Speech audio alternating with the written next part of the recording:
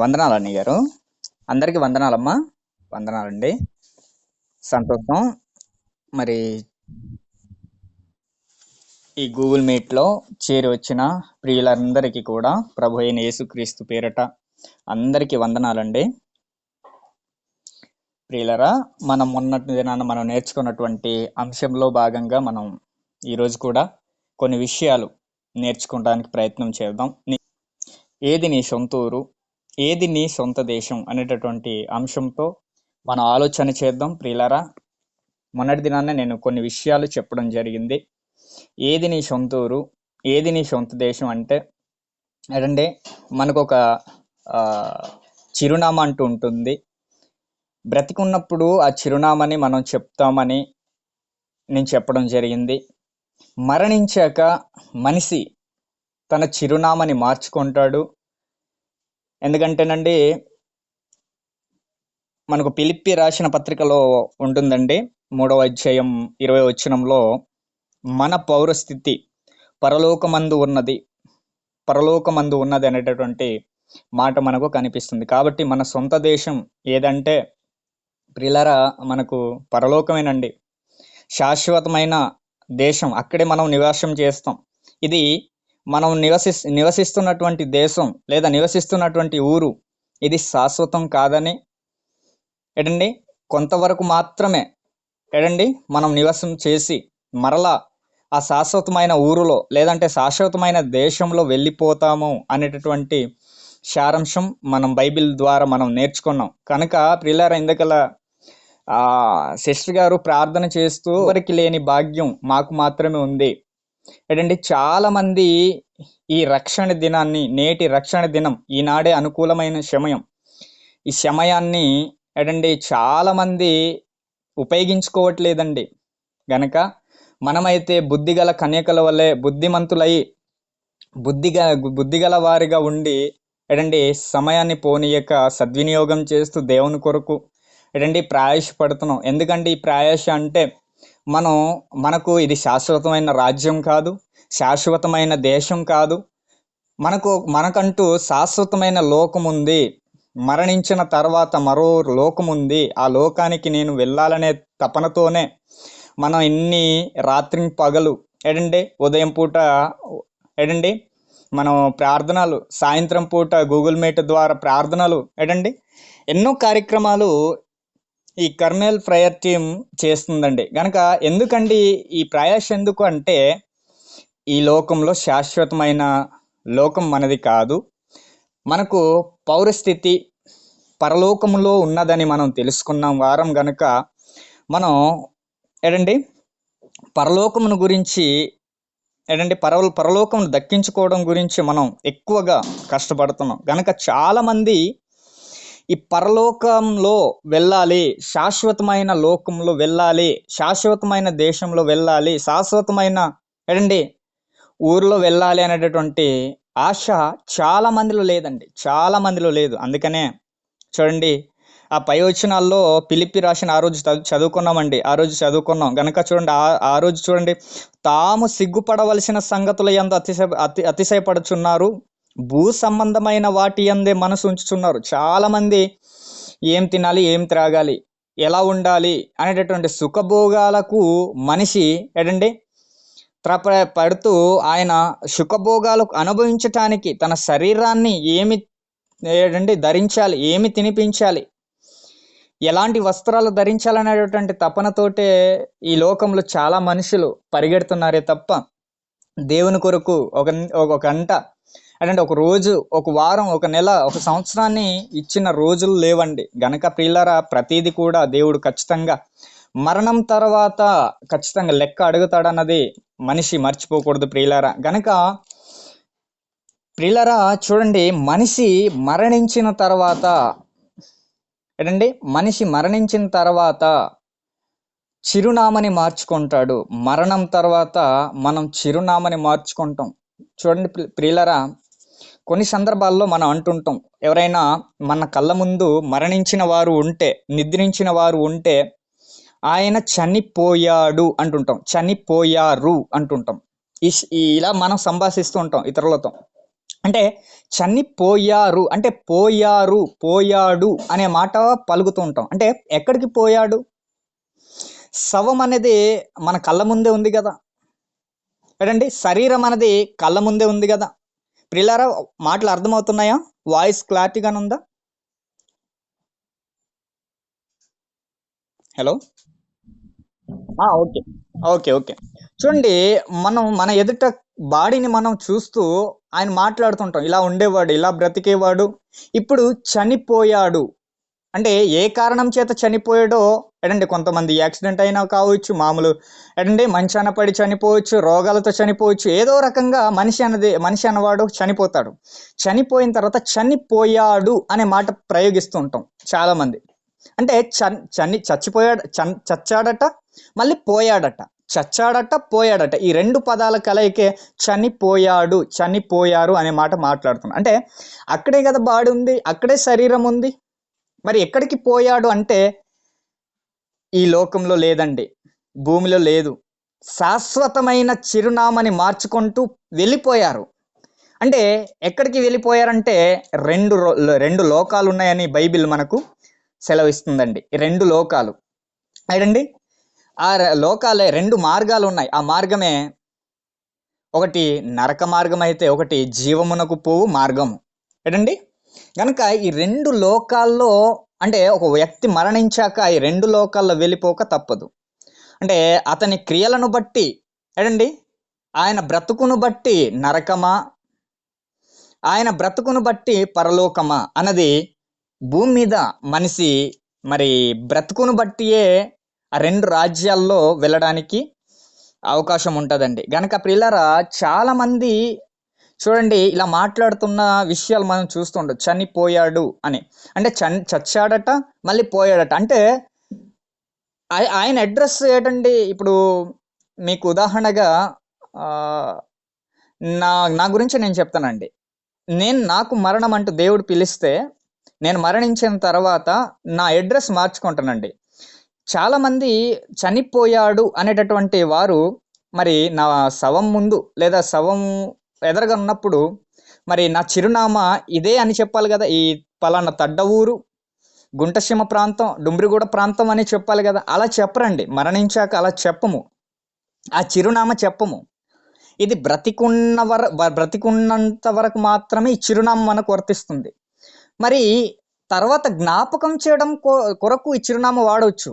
పలానా వ్యక్తి ఉండేవారు. చూడండి, మనం ముఖ్యమంత్రిని రాజశేఖర రెడ్డి గారిని మనం ఆలోచన చేస్తున్నప్పుడు పలానా జిల్లాలో ఆయన పుట్టాడు, పలానా ఏంటండి అక్కడ నివాసం ఉండేవాడని చెప్తాం, గుర్తు చేస్తాం. అది కాదండి, శాశ్వతమైన లోకం, మరణించాక శాశ్వతమైన లోకం వెళ్ళడానికి మనం చిరునామాని మార్చి వెళ్తామండి. అంటే అదే ఆ చిరునామయే వారి బ్రతుకును బట్టి నరకం, అదండి వారి బ్రతుకును బట్టి పరలోక రాజ్యం.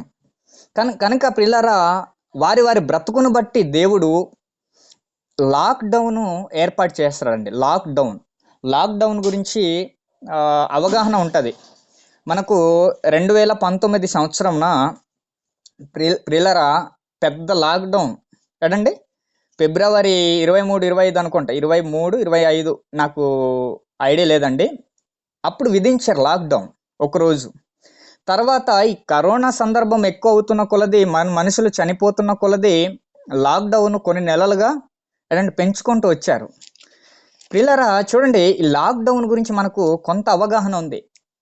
మనిషి మరణం తర్వాత దేవుడు కూడా పెద్ద లాక్డౌన్ ఏర్పాటు చేశాడట అండి. పెద్ద లాక్డౌన్. ఆ లాక్డౌన్ గురించి ఈరోజు మనం తెలుసుకుందాం. లూకాసు వార్త 16వ అధ్యాయం మనం తీద్దామండి, చదవండి. లూకాసు వార్త 16వ అధ్యాయం 19వ మాట నుంచి.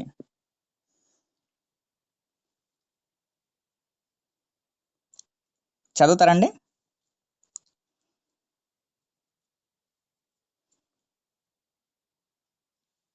హలో. 16వ అధ్యాయం 19వ వచనం.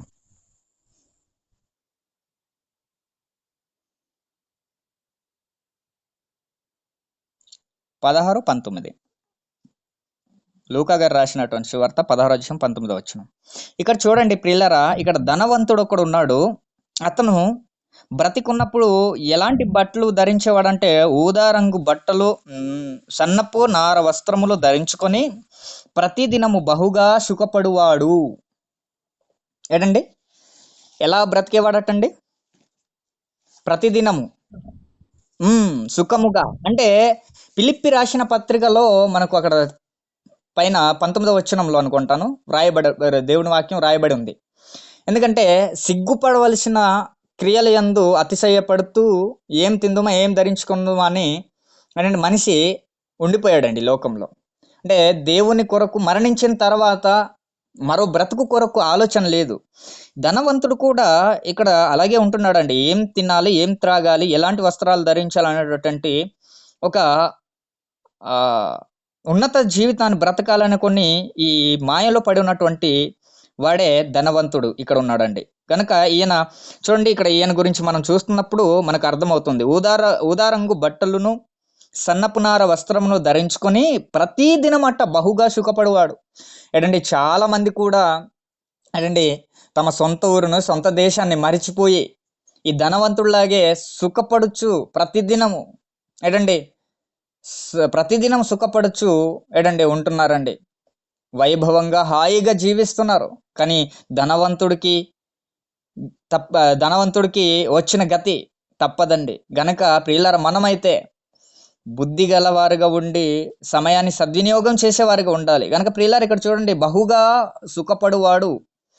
ఇక్కడ దేవుడు పెద్ద లాక్డౌన్ ఏర్పాటు చేస్తున్నాడండి. లాక్డౌన్ అనగానే మీకు అవగాహన ఉంటుంది కదండి. లాక్డౌన్ అంటే ఏంటో చెప్పండి ప్రియులారా, ఏమైనా ఒక మాట చెప్తారా? ఎస్, బయటికి వెళ్ళకుండా ఇంటి లోపలే ఉంచటం. అంటే ఇక్కడ మరణించిన తర్వాత రెండు ఏంటండి మరి అడ్రస్లు ఉన్నాయని చెప్పాను కదండి. నరకం ఒకటి, పరలోకం ఒకటి. పరదేశి గురించి తర్వాత మాట్లాడదాం. మరణించిన ప్రతి ఒక్కరు కూడా పరదేశిలో అంటే వారి క్రియను బట్టి పరదేశిలో ఉంటారు. మొదటగా ఇక్కడ సందర్భం పరదేశిలోనే ఉంటుంది. పరదేశంలో ఉన్న వారంతా ఖచ్చితంగా పరలోకానికి అర్హులు, పరలోకానికి వెళతారు. కనుక ప్రియులారా, ఈ రెండు అడ్రస్లో మనం వెళ్తామని చెప్తాం కదా. ఈ రెండు ఏంటంటే ఈ లోకాల్లో ఖచ్చితంగా దేవుడు లాక్డౌన్ ఏర్పాటు చేస్తున్నాడండి. మనం కరోనా సందర్భాల్లో మనం లాక్డౌన్ గురించి మాకు ఏంటంటే అందరికీ కూడా అవగాహన ఉంది. అంటే ఇంటికే ఉండాలి తప్ప బయట వెళ్ళకూడదు. అంటే మరణించిన తర్వాత నరకానికి వెళ్ళిన వ్యక్తి ఆ నరకంలోనే ఉండాలి తప్ప పరలోకానికి వెళ్ళడానికి ఛాన్స్ లేదు. పరలోకంకి వెళ్ళినటువంటి వ్యక్తి మరలా నరకానికి వెళ్ళడానికి ఛాన్స్ లేదు. అంటే ఇక్కడ దేవుడు లాక్డౌన్ ఏర్పాటు చేశాడండి, పెద్ద లాక్డౌన్ అనుకోవాలి. కనుక ప్రియులారా, ఇక్కడ చూడండి, లాజరును ఇక్కడ బహుగా సుఖపడువాడు ధనవంతుడు ఉన్నాడు. లాజరును దరిద్రుడు కూడా ఉన్నాడటండి. ఏంటండి అమ్మా సైడ్లో తీసుకురమ్మా. లాజరును దరిద్రుడు కూడా ఉండెను. వాడు కురుపులతో నిండిన వాడై ధనవంతుని ఇంట వాకిట పడి ఉండి అతని బల్ల మీద నుండి పడు రొట్టె ముక్కలతో ఆకలి తీర్చుకొనగోరెను. అంతేకాక కుక్కలు వచ్చి వాని కురుపులు నాకెను. ఆ దరిద్రుడు చనిపోయి దేవదూతల చేత అబ్రహాము రొమ్మున కొనుటకు కొనుక్కోబడెను. ధనవంతుడు కూడా చనిపోయి పాత పెట్టబడెను. ఇక్కడ చూడండి, ఈ ఇద్దరు వ్యక్తులు చూడండి, ధనవంతుడు లాజరు, ఇద్దరు వ్యక్తులు ఇక్కడ చనిపోయిన తర్వాత ఏంటంటే వారి బ్రతుకును బట్టి ఏంటండి ఆ స్థలాల్లో వెళ్తారు. అదే ఆ చిరునామాలో వెళ్తారండి. వారి సొంత ఊరు లేదా వారి సొంత దేశానికి వెళ్తారండి. అదే చూడండి, ఇక్కడ 22వ వచనంలో 23వ వచనంలో అప్పుడు అతడు పాతాళంలో బాధపడుచు. ధనవంతుడు ఎక్కడ వెళ్ళిపోయాడటండి? పాతాళములో. అంటే ధనవంతుడికి ఏ చిరునామా? సొంత ఊరు సొంత దేశం ఏటైందండి? బ్రతికున్నప్పుడేమో సొంత ఊరు సొంత దేశం వారి గ్రామము వారి దేశం అయితే ఏంటండి మరణించాక ఆయన ఊరు ఆయన దేశం ఏదైపోయిందండి? పాతాళము. చూడండి, కన్నులెత్తి దూరం నుండి అబ్రహామును అతని రొమ్మున ఆనుకొని ఉన్న లాజరును చూచి ఇక్కడ మనకు ఖచ్చితంగా అర్థమైందండి. ఆయన ఉండవలసిన చోటు దేవుడు విధించిన లాక్డౌన్ ఏంటండి అంటే ఆ ఆ లోకం నుంచి ఇంకో లోకానికి, అందుకనే కింద వచ్చిన వాళ్ళు మనం చూస్తేనండి చక్కగా అర్థమవుతాయి. చదువుదామండి, చదువుదాం, టైం లేదు గనక. అప్పటికి అయిపోయింది టైము గనక ఒక 5 నిమిషాలు చెప్పడానికి ప్రయత్నిస్తాను గనక మనం ఫాస్ట్‌గా వెళ్ళిపోదాము. ఇక్కడ చూడండి 24 వచనం, తండ్రైన అబ్రహామా నా యందు కనికరపడి తన వ్రేలినొక నీళ్లతో ముంచి నా నాలుక చల్లార్చుటకు లాజరును పంపుము. ఇక్కడ చూడండి, ఇక్కడ దేవుడు లాక్డౌన్ ఏర్పాటు చేస్తే, దేవుడేమో లాక్డౌన్ ఏర్పాటు చేస్తే లాజర్ను పంపించుమని ఏడండి ధనవంతుడు రిక్వెస్ట్ చేస్తున్నాడండి. అమ్మా అమ్మ వాక్యం చెప్తున్నాను, సైడ్లో తీసుకు ప్రియులారా. చూడండి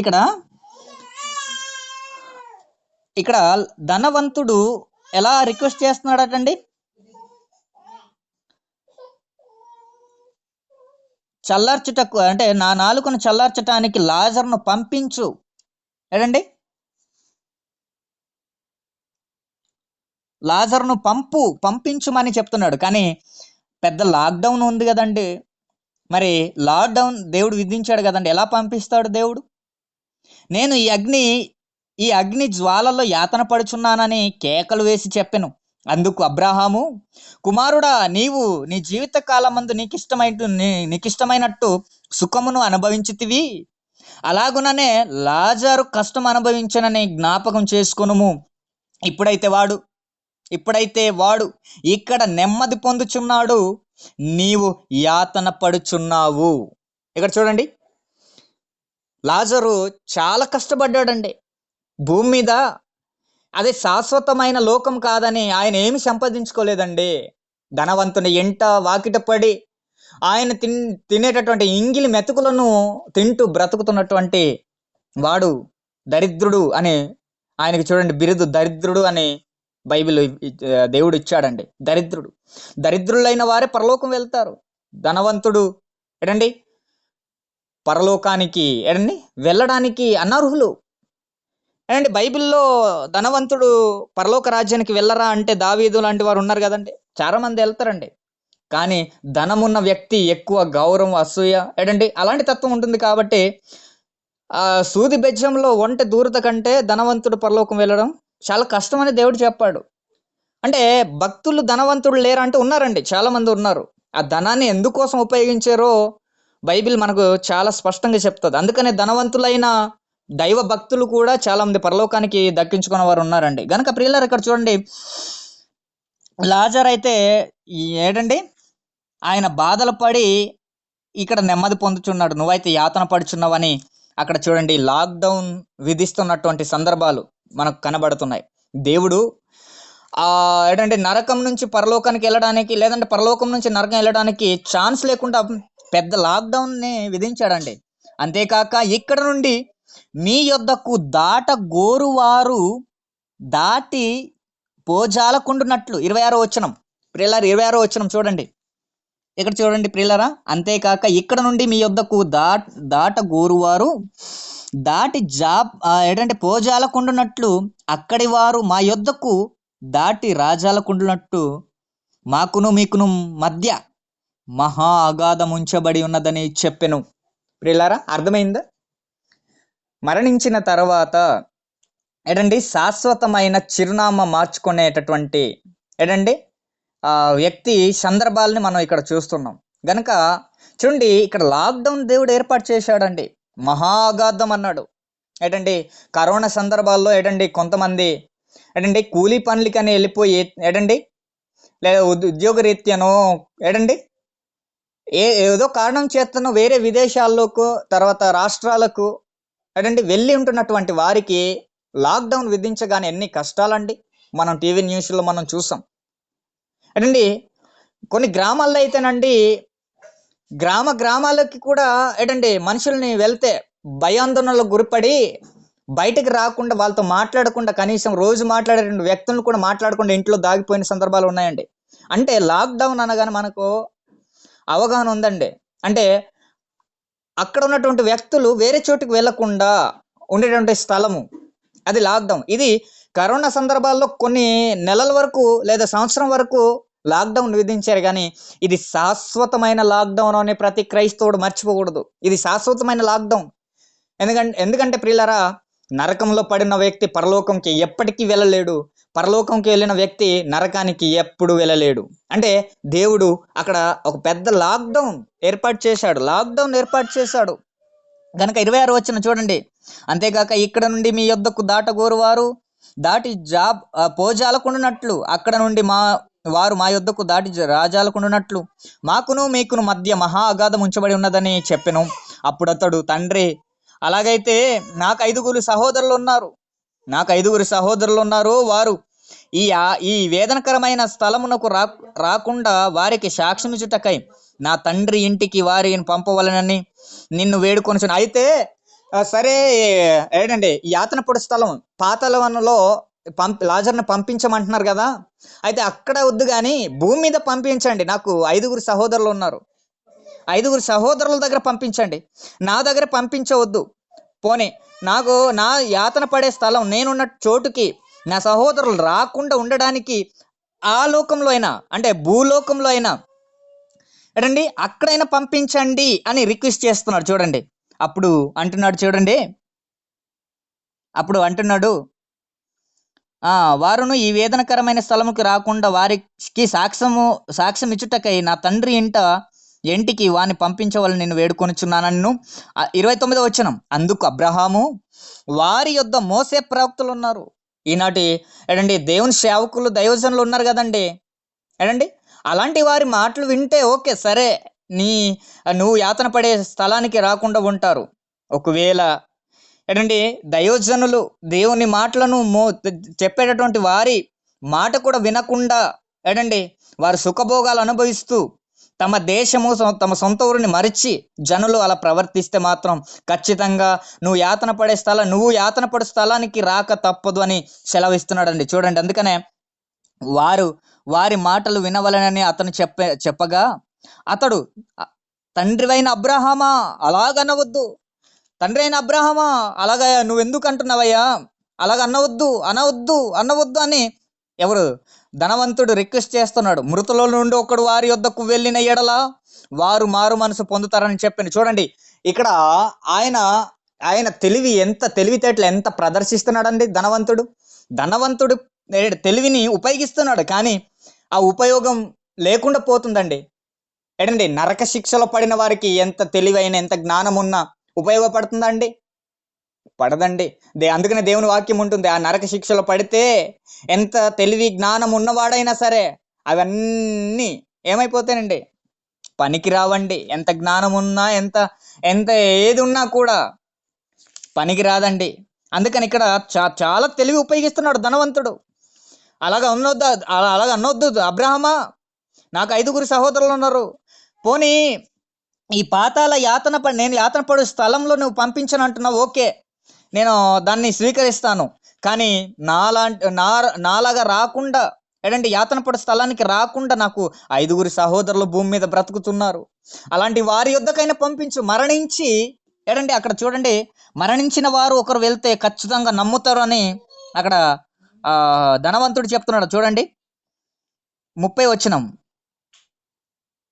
మృతులలో నుండి ఒక్కడు వారి యొద్దకు వెళ్ళిన ఎడల వారు మారు మనసు పొందుతారని చెప్పెను. అందుకతడు, మోసెయు ప్రవక్తలు చెప్పిన మాటలు వారు వినిన ఎడల మృతులలో నుండి ఒక్కడు లేచినను వారు నమ్మరని అతడు చెప్పెను. ఏంటంటే మోసే ప్రవక్తలు అక్కడ ఉన్నారు, దేవుని సేవకులు ఉన్నారు, ఏంటంటే దేవుని మాటను చెప్పేటటువంటి చాలా మంది సేవకులు ఉన్నారు ఈ రోజుల్లో. ఏంటండి సేవకులు చాలా మంది ఉన్నారు కదండి, దేవుని వాక్యం చెప్పేటటువంటి వారు. అలాంటి వారు అలాంటి వారు చెప్పేవారు ఉన్నప్పుడే మనము లోబడాలి దేవునికి. లేకపోతే ఏంటంటే ధనవంతుడికి వచ్చిన గతి తప్పదు. అందుకని అక్కడ అంటున్నాడు, ఒకడు లేచి వారు రమ్మని అతనితో చెప్పాను. 31 అనుకుంటా. అందుకు మోసెయు ప్రవక్తలు చెప్పిన మాటలు వారు వినే ఎడల మృతుల నుండి ఒకడు లేచినను వారు నమ్మరని అతను చెప్పాను. చూడండి, ఒకవేళ మోసే దైవజనులు నేను భూమి మీద పెట్టాను నా పని కొరకు, ఏంటండి ఆ మాటలే వినకపోతే ఒకరు చనిపోయినా కూడా ఆ లోకానికి వెళ్ళిన వారు మారరు గనక ఏంటంటే చాలా మంది తమ సొంత ఊరు సొంత దేశాన్ని మర్చిపోయిన వారి గతి ఎలా ఉంటుందంటేనండి, శాశ్వతమైన లాక్డౌన్ దేవుడు విధించబోతున్నాడు. ఆ శాశ్వతమైన లాక్డౌన్లో పడిపోతారు. ఆ నిదర్శనమే లూకాసు వార్త 16 అధ్యాయం 19 వచనంలో మనకు కనిపిస్తున్న సందర్భాలు. ఏంటంటే శాశ్వతమైన దేశంకి వెళ్ళిపోతారు, శాశ్వతమైన లోకానికి వెళ్ళిపోతారు. ఒక మంచి కార్యాలు చేసావా, నీతి కార్యాలు చేసావా, దేవుని కొరకు ఉన్నతంగా బ్రతికావా, దేవుని కొరకు ఏంటండి నీ నీ నీ కష్టాన్ని నీ శ్రమను పెట్టి ఏంటండి దేవుడిచ్చిన శరీరాన్ని దేవుని కొరకు త్యాగం చేసావా, అయితే శాశ్వతమైన లోకం అదే, అది కూడా లాక్డౌనే ఏంటండి పరలోకం. ఎందుకంటే ఆ లోకం నుంచి ఈ లోకంకి, ఈ లోకం నుంచి ఆ లోకానికి వెళ్ళడానికి ఛాన్స్ లేనటువంటి లోకాల్లో మనం పరలోకమా నరకలోకం అన్నది భూమి మీద మనిషి డిసైడ్ చేసుకోవాలండి. గనక ప్రియులరా, చాలా మంది ఈ దారులు మర్చిపోయారండి, తాము వచ్చినటువంటి దారులు మర్చిపోయారు. గనక ప్రియులరా, మన సొంత ఊరు ఏది, మన సొంత దేశం ఏది? మనమైతే మన సొంత ఊరు, మన సొంత దేశం, మన పౌరస్థితి అంతా కూడా పరలోకమే ఉన్నదని తెలిసి ఏంటండి మనం బ్రతుకుతున్నాం. గనుక చాలా మందికి సొంత ఊరు సొంత దేశం గురించి మనం అందరం కూడా అవగాహన చేసి ఏంటండి అనేకులను కొందరినైనా అగ్నిలో నుండి కాపాడే వారిగా మనం ఉండాలి. గనక సర్వ సృష్టికి వెళ్ళి సువార్తను ప్రకటించమన్న యేసుక్రీస్తు మాటకు మరి మనం కూడా ఏంటండి సొంత ఊరు సొంత దేశాన్ని అందరికీ పరిచయం చేయాలని కోరుతూ నా దేవుని మాటలు ఈ కొద్ది మాటలు ముగిస్తూ, మరి విన్న మీ అందరికీ కూడా దేవుడు మీ వినికిడిలో దీవించాలని కోరుతూ ఈ మాటలు ముగిస్తూ సెలవు తీసుకుంటున్నాను.